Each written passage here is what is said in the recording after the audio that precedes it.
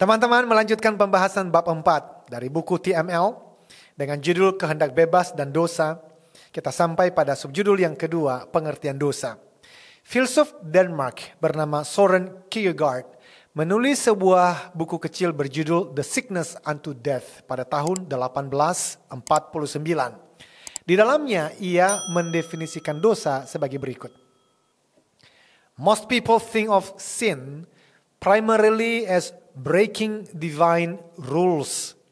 But sin is not just doing bad things, but the making of good things into ultimate things. It is seeking to establish a sense of self by making something else more central to your significance, purpose, and happiness than your relationship to God. Artinya, pada umumnya teman-teman, manusia itu mendefinisikan dosa utamanya sebagai melanggar peraturan atau hukum. Namun, dosa bukan hanya melakukan hal yang buruk, melainkan menjadikan hal-hal yang baik menjadi hal yang ultimat atau terpenting dan terutama dalam hidup.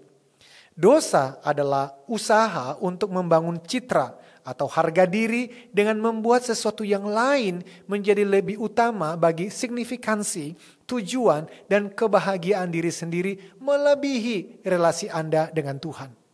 Sebagai contoh, apakah mencintai istri, suami, anak, orang tua merupakan hal yang baik? Tentu baik. Tuhan memerintahkan kita untuk itu.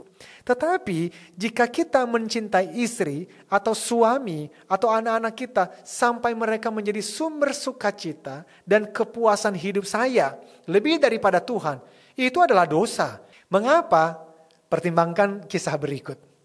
Dalam buku berjudul Counterfeit Gods, Timothy Keller bercerita tentang seorang wanita bernama Anna yang sangat ingin mendapatkan anak. Akhirnya ia menikah. Berlawanan dengan prediksi dokter, ia bisa melahirkan 2 anak.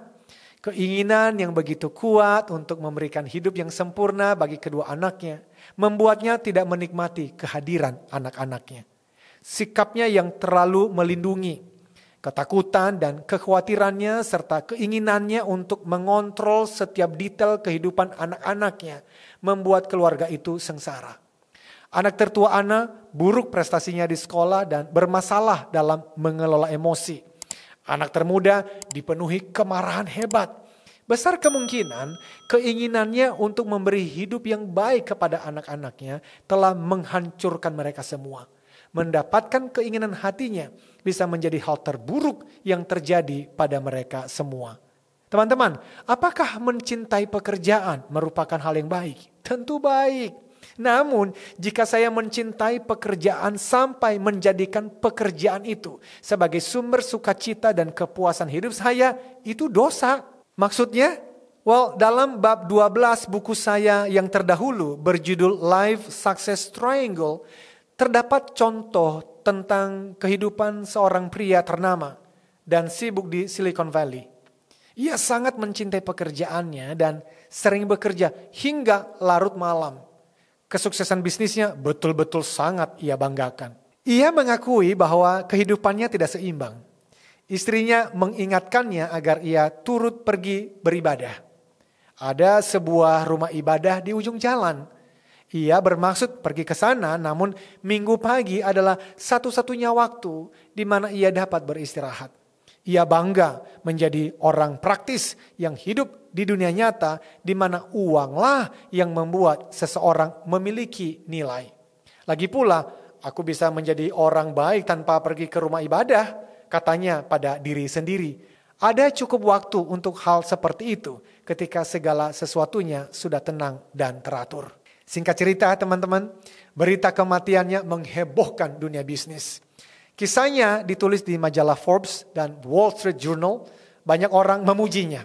Kebanyakan mereka membicarakan prestasinya karena setiap orang yang merasa mengenalnya sesungguhnya tak seorang pun yang benar-benar mengenalinya. Ia adalah salah satu pengusaha terkemuka saat ini. Demikian kata salah seorang dari mereka.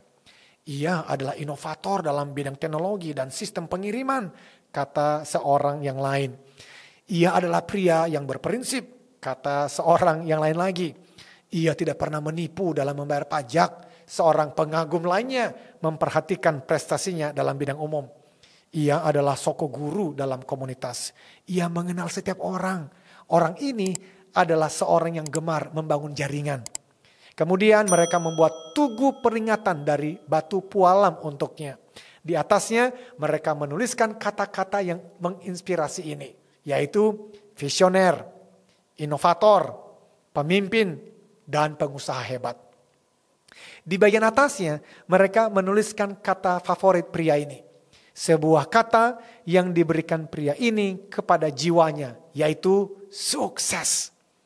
Mereka meletakkan nisan pria ini, mengubur jasadnya, lalu pulang ke rumah mereka masing-masing.